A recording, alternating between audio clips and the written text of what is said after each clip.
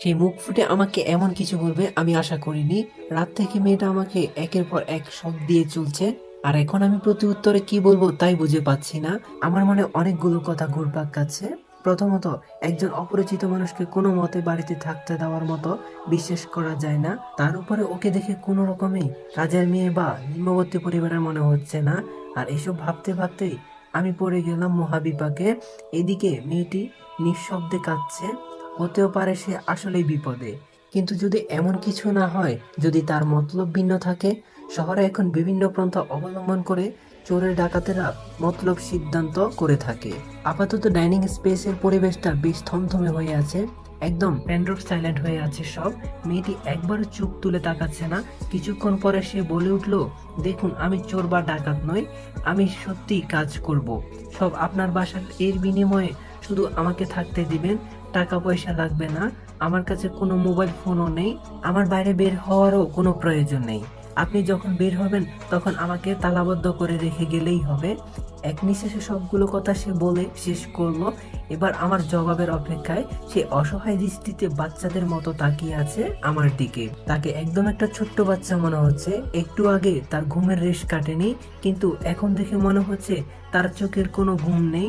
একটা জবাবের অধীর আগ্রহে অপেক্ষা করছে সে।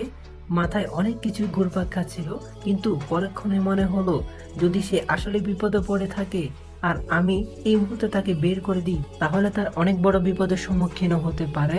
আর আমার আগে পিছিয়ে তো কেউ নেই, আমাকে কি করে বা ক্ষতিগ্রস্ত করবে। আগে মাহেরা ছিল, মনের মধ্যে একটা ভীতি ছিল, তাকে আগলে রাখতে হবে, তার জন্য হলেও আমার বাঁচতে হবে।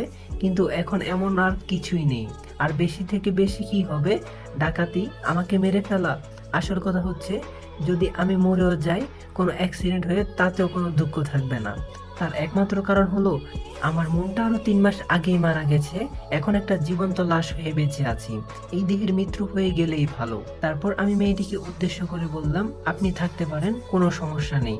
কথাটা বলার সাথে সাথেই মেয়েটার মুখে একটা প্রশান্তির হাসি ফুটে উঠলো এবং সে চেয়ার থেকে উঠে কিছু না বলে প্লেটগুলো নিয়ে সোজা রান্নাঘরে চলে গেল। আমি ধন ধরে টেবিলেই বসে আছি। এর মাঝে এসে সে সুন্দর করে টেবিল গুছালো। আমি তাকে দেখে একটু অবাক হই, কেমন যেন এক ভিন্ন প্রজাতির মানুষ মেয়েটি। হঠাৎ ঘড়িতে টিং টিং আওয়াজ হচ্ছে, তাকিয়ে দেখি 10টা বেজে গেছে। আমার মিটিং আছে একটা 10টা 30-এর দিকে। তাড়াতাড়ি করে উঠে উপরে গেলাম আমার ঘরে। মেয়েটি রান্নাঘরে ছিল, আমি তাকে নিচে রেখে এসেছি। তাড়াতাড়ি করতে গিয়ে তুলে আনতে ভুলে গেছি। আমার এই বদভ্যাস আর ভালো হলো না, প্রায় প্রতিদিনই এমন করি। অলরেডি আমি শাওয়ারের নিচে দাঁড়িয়ে আছি, এখন কি আর করার। একেবারে গোসল শেষ করেই বাথরুম থেকে বের হতে হবে। শাওয়ার শেষ হওয়ার পরে বাথরুমের দরজা খোলার সময় দেখি হ্যান্ডেলের মধ্যে তৈলেটা ঝরিয়ে রাখা। বুঝতে পারলাম মেয়েটি রেখে গেছে হয়তো, কারণ ছোট বুয়া তো 3 দিনের ছুটিতে গেছে। শরীরের মুছে তৈলের পরে ঘরে আসলাম, দেখি খাটের উপরে আমার নেভি ব্লু কালারের একটা শার্ট, ব্ল্যাক ফর্মাল প্যান্ট আর ব্ল্যাক একটা টাই রাখা। অনেকগুলো কাপড় আয়রন করিয়ে আনানোর পরে নিচে রয়ে গিয়েছিল, ওখান থেকে বেছে এই কাপড়গুলো এনে দিয়েছে সে। এবার আর অবাক হলাম না, তার কারণ হলো সে আমাকে অবাক করার কর্মকাণ্ড করেছে প্রায় 18 থেকে 20 ঘন্টা ধরেই। রেডি হয়ে নিচে এলাম, মেয়েটিকে আশেপাশে কোথাও দেখছি না, হয়তো বা রেস্ট করছে। এমনিতে তার শরীর বেশ খারাপ ছিল।